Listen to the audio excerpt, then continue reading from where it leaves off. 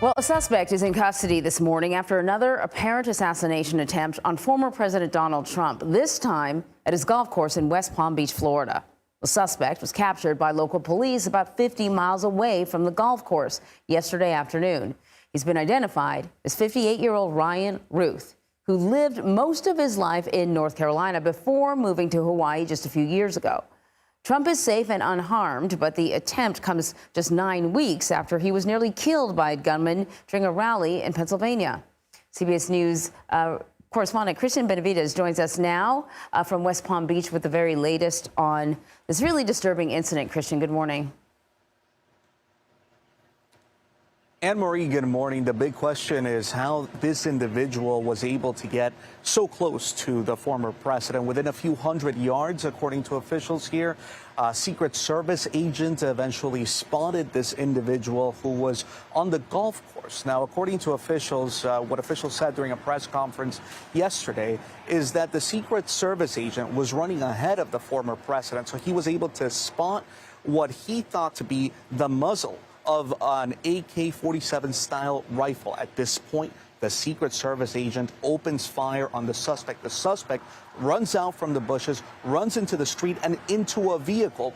It's at that point that an eyewitness jots down, has the presence of mind to jot down the license plate number as he's witnessing this and the make and model of the vehicle. He turns that information over to law enforcement officials. Law enforcement officials at that point are able to locate the vehicle about 50 miles north of here on Interstate 95. Just at the entrance of another jurisdiction, Martin County, which is about 50 miles north from here.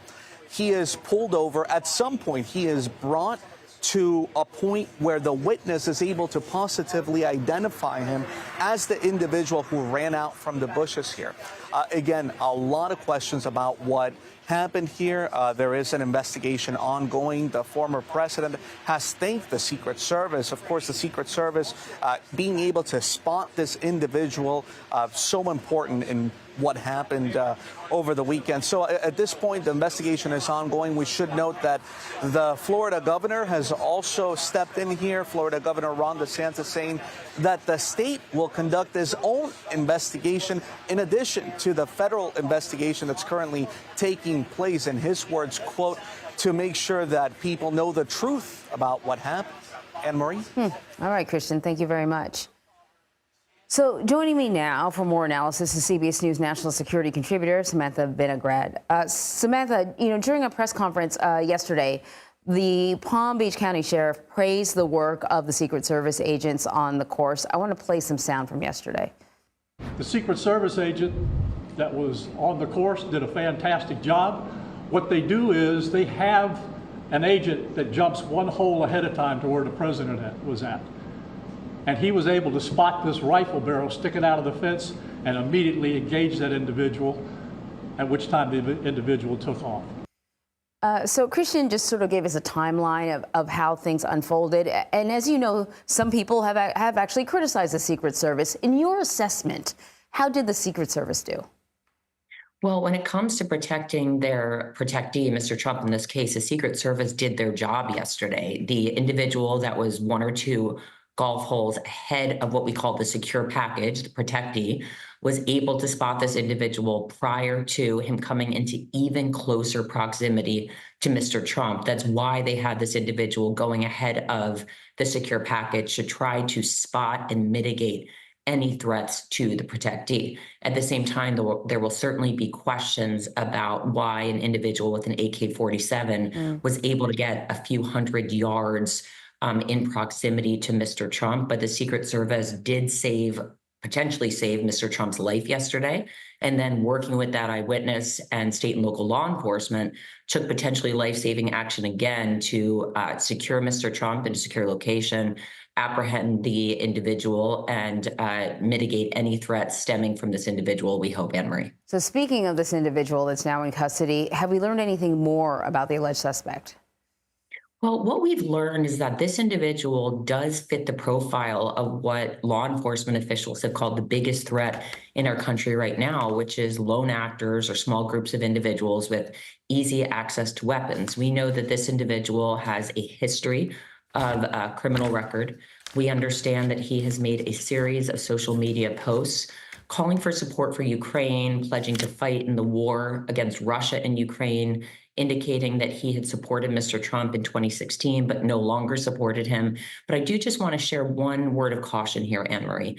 This is an ongoing investigation. And before we ascribe a motivation to this individual, we have to let law enforcement do their jobs to understand what this individual's motivation was, how he got from Hawaii, where he had been residing the past few years, to Florida, and how he got access to an AK-47 and then, in relatively speaking, such close proximity to Mr. Trump. And all of those details may take days, if not weeks, to put together. That's a really good reminder, Samantha. Thank you very much.